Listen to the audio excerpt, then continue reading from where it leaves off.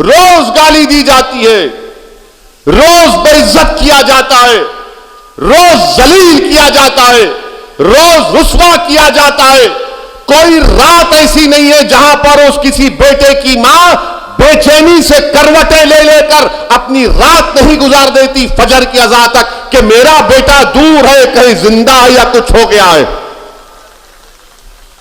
आप बताइए, ये हालात है हमारे वतन अजीज के। अगर कोई कहेगा कि नहीं सेकुलरिज्म को जिंदा रखना है, मैं कहूंगा सेकुलरिज्म जिंदा ही नहीं है। अभी सेकुलरिज्म जिंदा नहीं है। संविधान का सेकुलरिज्म जिंदा है और जिंदा रहेगा हमेशा। मगर सियासी सेकुलरिज्म को तो इन्होंने मुसलमानों के साथ दफनाकर उसकी खबर बना दी, मुसलमानों के साथ उसको दफना दिया। अब ये एक आकर कहते हैं कि नहीं नहीं बाबा जिंदा रखो, अभी दफनाया नहीं है, जनाजा है, तुम अपने कंधे पर उठाकर चलो इसको। ये सेकुलरिज्म का जनाजा अब हम नहीं उठाएंगे। ये सेकुलरिज्म को, अगर सियासी सेकुलरिज्म की तुम बात कर रहे हो तो हमको इसकी जरूरत नहीं है। हमको वो सेकुलरिज्म की जरूरत है जहां पर हर मजहब के लोग इत्मीनान और इज्जत के साथ अपनी जिंदगी गुजार सकें, जिसका संविधान ने वादा किया है। संविधान के फंडामेंटल राइट को आप पढ़ेंगे तो उसी में लिखा गया। मगर ये एक तरफ सियासी पार्टियां हैं, चाहे समाजवादी हो, कांग्रेस हो या बीएसपी हो, और दूसरी तरफ तो बीजेपी है।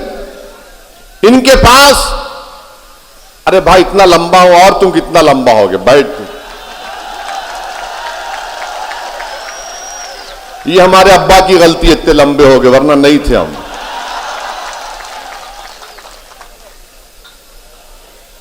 तो मैं आपको बता रहा था कि ये सेकुलरिज्म के नाम पर आपके पास आते हैं।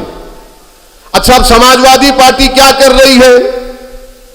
जहां कहीं शाम में मुस्लिम इलाकों में मैं सुना मुशायरा कर रहे हैं, हर जगह मुशायरा होता है। शायर आकर कलाम पढ़ता है, गंगा जमनी तहजीब, सेकुलरिज्म जिंदाबाद। अब बेचारा मुसलमान, अरे देखो कितना अच्छा बोला।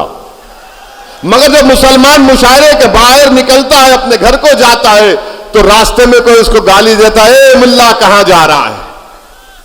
उसको जब पता चलता कि यार ये तो मुशायरा था, शायर ने तो शेर कहकर दाद हासिल कर ली, मगर मुझे तो रोज ये अल्फाज और अशार सुनना पड़ते हैं, मुल्ला ये मुल्ला वो। मेरे अजीज दोस्तों और बुजुर्गों, यही तल हकीकत है, इसको आपको समझने की जरूरत है। सारी दुनिया में ईसाई बिरादरी के लोग क्रिश्चियन क्रिसमस मनाते हैं बड़े जोश और खरोश के साथ, उस मजहब का एक अहम दिन होता है। मगर इस साल भारत में ईसाई लोग क्रिसमस नहीं मना पाए। कई वाकयात आए कि जहां पर ईसाई लोग क्रिसमस मना रहे थे, वहां पर हिंदुत्व जहन रखने वाले आरएसएस से वाबस्ता लोग जाकर उनके उस त्योहार में खलल पैदा कर दिए, उनसे बहस की। और जब उन्होंने, ईसाइयों ने, क्रिश्चियन ने कहा कि हम अपने क्रिसमस को मना रहे हैं, तो उन्हें कहा नहीं, तुम कन्वर्जन कर रहे हो। कोई नहीं बोलता इसके ऊपर। इसीलिए मैं कह रहा हूं, याद रखो आप कि जब तक अक़लियतें अपनी सियासी अहमियत को बरकरार अगर रखना चाहते हैं, तो सबसे पहले आपको अपने दिमाग से ये पॉलिटिकल सेकुलरिज्म को निकालकर एक कचरे की कुंडी में फेंकना पड़ेगा।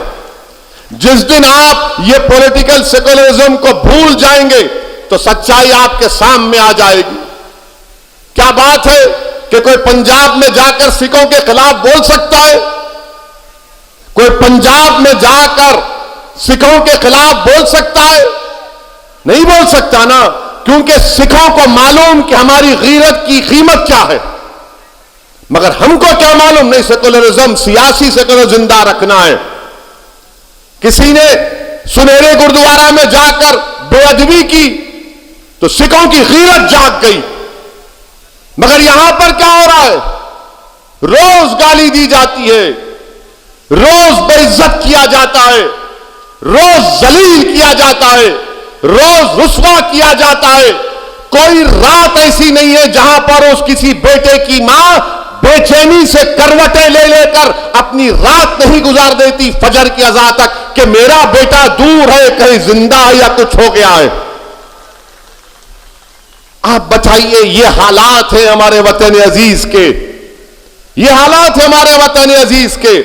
मैं आपसे शिकायत करने आया हूं, मैं आपसे इल्तिजा करने आया हूं, मैं आपसे अपील करने आया हूं, मैं आपको नेता बनाने आया हूं, मैं आपको कायद बनाने आया हूं।